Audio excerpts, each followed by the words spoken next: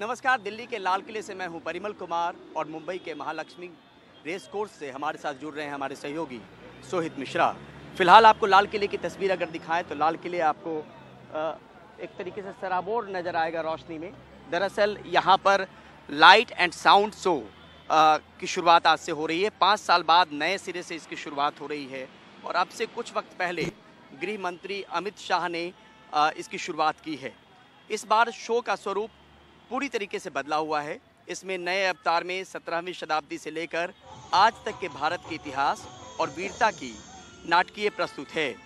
1 घंटे तक चलने वाले लाइट एंड साउंड शो जय हिंद को 3 भागों में बांटा गया है, जिसमें मराठा के उदय, 1857 के स्वतंत्रता संग्राम, भारतीय राष्ट्रीय सेना और आईएनए के उदय सहित भारत के इतिहास के प्रमुख प्रसंगों की झलकियां दिखाई जाएंगी। इस शो को देखने के लिए एक बार में 700 लोगों के बैठने की व्यवस्था की गई है। इसे लोग अंग्रेजी और हिंदी भाषा में देख सकते हैं। धर्म क्षेत्र कुरुक्षेत्र की युद्ध भूमि में अर्जुन को सुनाया था। तमाम राज्यों साम्राज्यों ने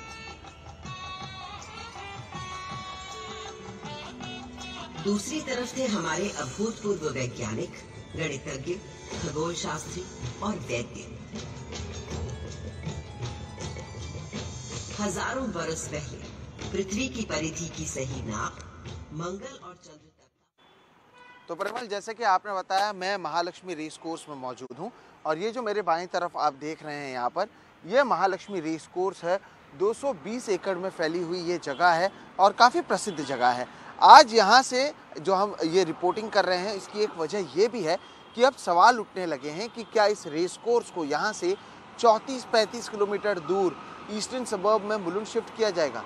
ये सवाल इसलिए उठ रहे हैं क्योंकि सरकार की योजना है कि इसे यहाँ से हटाकर यहाँ पर एक थीम पार्क बनाया जाए, जिसे लेकर अब कई सारी प्रतिक्रियाएं भी सामने आ रही हैं। ये रिपोर्ट देखिए।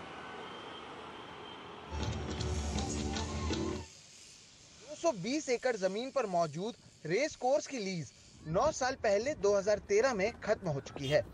सरकार अब इसे थीम पार्क बनाना चाहती है। अटकल लग रही है कि महालक्ष्मी रेस कोर्स को मुलुंड ले जाया जा सकता है। इसको लेकर अब आदित्य ठाकरे ने सवाल उठाया है। आदित्य ठाकरे ने ट्वीट कर कहा कि क्या अब महाराष्ट्र की खोखे सरकार रेस कोर्स को बेचना चाहती है। जानकारी के मुताबिक रेस कोर्स की जगह को वे निजी व्यवसायिक हित के लिए बेचना चाहते हैं।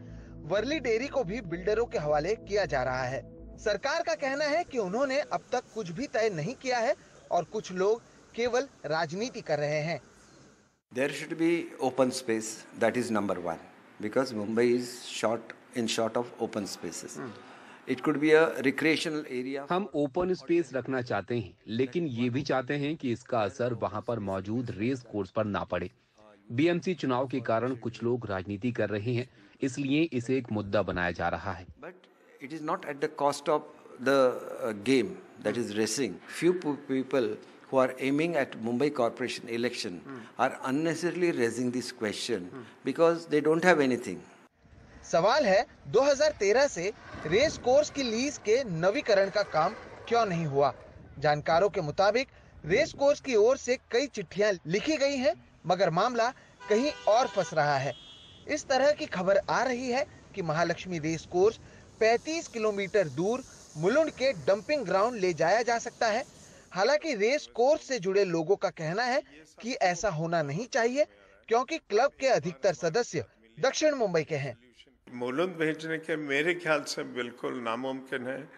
ऐसे मीडिया ने बातचीत की, कोई क्लब को कोई चिट्ठी नहीं मिली मेरे हिसाब से, और rather than wait for the letter, club को इनिशिएट करना चाहिए। बीएमसी कमिश्नर वो तो रीजनेबल मैन है, और मिस्टर फडणवीस और मिस्टर शिंदे, कि ये सब क्यों अखबारों में आ रहा है। आप एक बार हमारे साथ मिलिए, एक सोल्यूशन करें। महालक्ष्मी रेस कोर्स का जो लीज है वो साल 2013 में खत्म हो चुका है, जिसके बाद सरकार ने ना ही इसके लीज को बढ़ाया और ना ही इसके क्लब से किसी प्रकार का कोई किराया लिया। हाल ही में सरकार की ओर से एक बार फिर से इस क्लब से किराए लेने की शुरुआत तो ज़रूर की गई है, लेकिन इसके लीज को बढ़ाया जाना है या यहाँ पर थीम पार्क बनाना है, इसे लेकर कोई फैसला फिलहाल नहीं किया गया है। यानी मुंबई के महालक्ष्मी इलाके के बीचों बीच बसे इस 220 एकड़ ज़मीन का क्या भविष्य है, इसे लेकर फिलहाल कोई स्पष्टीकरण मौजूद नहीं है। मुंबई से कैमरा पर्सन राजेंद्र दयालकर के साथ सोहित मिश्रा, एनडीटीवी इंडिया। जोशीमठ में जिस तरह से हमने देखा कि ज़मीन और मकान में दरार आ रहे हैं, उसके बाद अब 678 मकान और 2 होटल इन्हें खतरनाक घोषित किया गया है और अब इन्हें तोड़ने की जो पूरी प्रक्रिया है उसकी शुरुआत की गई है। इन सभी मकानों और होटलों को चरणबद्ध तरीके से तोड़ा जाएगा। लेकिन जिस तरह से हमने तस्वीरें जोशीमठ से देखी, ठीक उसी तरह से मकानों में दरार आने की तस्वीरें और दूसरे जगहों से भी आ रही हैं। ये रिपोर्ट देखिए। जोशीमठ में होटलों और मकानों को गिराने का काम शुरू हो चुका है। सबसे पहले मल्लारी इन नाम के होटल को गिराया जाएगा। होटल से सटे इलाके मंगलवार को खाली करवा लिए गए। उस तरफ जाने वाले रास्तों को बंद कर दिया गया। पीडब्ल्यूडी की टीम भी बुलडोजर समेत पहुंच गई। जोशीमठ में कुल 4700 मकान हैं, जिसमें 678 मकान अब नहीं रहने लायक घोषित किए गए हैं। देखिए, जोशीमठ में माननीय मुख्यमंत्री जी के निर्देश पे मैं और चीफ सेक्रेटरी साहब गए थे और वहां पर हम लोगों ने मौके पे जायजा लिया और बहुत सारी कार्रवाइयां प्रचलित हैं। पुलिस की पूरी तैयारी है। कई बारी जरूरत पड़ेगी तो कुछ एरिया को सील भी किया जा सकता है। कुल मिलाकर के वहां पे साइंटिफिक स्टडीज चल रही हैं। राज्य सरकार के निर्देशन में जो भी निर्णय लिए जाएंगे उनका उत्तराखंड पुलिस अच्छे से जो है पालन करवाएगी। उधर जोशीमठ के लोग अब भी पुनर्वास और मुआवजे को लेकर गुस्से में हैं। हालांकि प्रभावित मकानों के मालिकों को राज्य सरकार ने 4000 रुपए प्रति महीना देने का ऐलान किया है, पर लोगों की शिकायत है कि होटल और मकानों को गिराने की बात कही जा रही है, लेकिन मुआवजे की बात नहीं हो रही है। पुनर्वास को लेकर अधिकारियों को भी लोगों के गुस्से का सामना करना पड़ रहा है। सबसे बुरी कंडीशन थी वो मनोहर बाग के आपके पास आए, आपने क्या जवाब दिया? उत्तरा पांडे जी आई आपके पास, आपने क्या जवाब दिया? जब आपका छत नीचे गिर जाएगा तब आना और 5000 रुपए लेके जाना। गलत बात कर रही है। नहीं, आपकी तरफ से बयान आए हैं मैडम, हम आपसे नहीं, ऐसा कभी नहीं मैंने कहा है। आप इस तरह की आप एक महिला की पीड़ा नहीं समझ पाई आपको। अच्छा, ये समझ लीजिए, आपको कल मैं पीपल कोटी में हमारे नहीं, हम आपको कल करा देते हैं, कल शिफ्ट करा देंगे। लेकिन अब जोशीमठ से करीब 80 किलोमीटर दूर कर्णप्रयाग के भी 50 मकानों में दरार आने की शिकायतें आ रही हैं। स्थानीय लोगों के मुताबिक इनमें 2 दर्जन मकानों में बड़ी बड़ी दरारें हैं। यहाँ भी स्थानीय प्रशासन मौके पर सर्वे कर रहा है कि आखिर ये दरारें कैसे आ गई हैं। उत्तराखंड में अंधाधुंध निर्माण, पानी के निकासी की समस्या और बड़ी बड़ी विकास परियोजनाओं को ही जोशीमठ के स्थानीय लोग मकानों में आई दरार का मुख्य कारण समझते हैं। हालांकि उत्तराखंड सरकार ने राहत और पुनर्वास का काम तेज किया है, लेकिन जब तक विकास और पर्यावरण में संतुलन नहीं होगा तब तक ऐसे ही देवभूमि में जगह जगह पर जमीनें दरकती रहेंगी। उत्तराखंड से हर्ष रावत के साथ रवीश रंजन शुक्ला, एनडीटीवी इंडिया।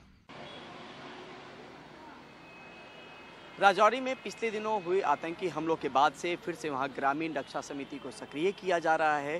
पुंछ और राजौरी के इलाकों में न सिर्फ ग्रामीणों को हथियार दिए जा रहे हैं, बल्कि उसको चलाने की ट्रेनिंग भी। देखिए रिपोर्ट।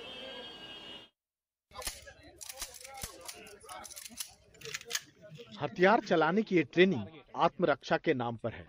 मेरी आंखें सीधा देखती हैं और हमारी जो राइफल है वो कंधे पे होती है। राजौरी के डांगरी में आम लोगों को सीआरपीएफ के जवान सिखा रहे हैं कैसे आतंकियों से लोहा लिया जाए। ये वही जगह है जहां पिछले दिनों आतंकियों ने अंधाधुंध फायरिंग की थी। इसमें 5 लोग मारे गए। बाद में हुए आईडी धमाके में 2 बच्चियों की मौत भी हो गई। शुरुआत में गांव में रहने वाले पूर्व सैनिकों को 303 और SLR राइफल्स के साथ ट्रेनिंग दी जा रही है। बहुत अच्छी ट्रेनिंग दी है सर। निशाने के लिए बताया सर। गन जो खराब है उसके लिए बताया सर कि ये गन खराब है, अगर जिसकी वो ठीक कर देगी। बहुत अच्छी ट्रेनिंग मिली है सर हमें। SHO साहब भी थे, बहुत अच्छा काम हुआ है हमारा। लेकिन हम देश के लिए बहुत तैयार हैं। हम कुर्बानी दे देंगे, ऐसी कोई बात नहीं है। और तैयार भी मिलने चाहिए इधर BDC वालों को। बहुत से लोग हैं जिनको पता नहीं है कि मैगजीन क्या है, बोल्ट क्या है, फायर कैसे करना है। तो इसलिए हम इनके शुक्रगुजार हैं, बहुत बहुत शुक्रिया। ऐसे तो गन हर आदमी ले सकता है, वरना इसको यूज करने का भी पता होना चाहिए। राजौरी और पुंछ में जिस तरह से हाल के दिनों में आतंकी हमले में एक खास समुदाय को निशाना बनाया गया, उससे जम्मू कश्मीर में फिर ग्राम रक्षा समितियों को सक्रिय किया जा रहा है। पुराने हथियार की जगह नए हथियार दिए जा रहे हैं। जो लोग हथियार नहीं चलाना जानते हैं, उनको नए सिरे से पुलिस, सेना और सीआरपीएफ की ओर से ट्रेनिंग दी जा रही है। विलेज डिफेंस कमिटीज को जो भारत सरकार और यूनियन टेरिटरी सरकार ने स्ट्रेंथन करने का फैसला किया है, ये बहुत ही अच्छा कदम है। इससे लोगों में सुरक्षा की भावना आएगी। यहाँ से माइनॉरिटीज़ को, जो जम्मू के हिली रीजन है, एर्सवाइल डोडा, जिसका आज किश्तवाड़, डोडा और रामबन 3 जिले बने हैं, और राजौरी, पुंछ और किश्तवाड़ और माहौर तहसील जो रियासी डिस्ट्रिक्ट का हिस्सा है, इन जगहों पर बहुत सारे मैसेकर हुए थे लेट 1990s में और अर्ली 2020 में।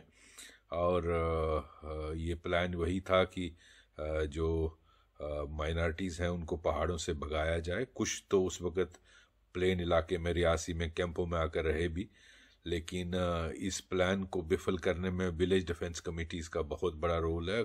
1995 में इन विलेज डिफेंस कमेटी ने आतंकवाद को उखाड़ने में अहम भूमिका निभाई थी।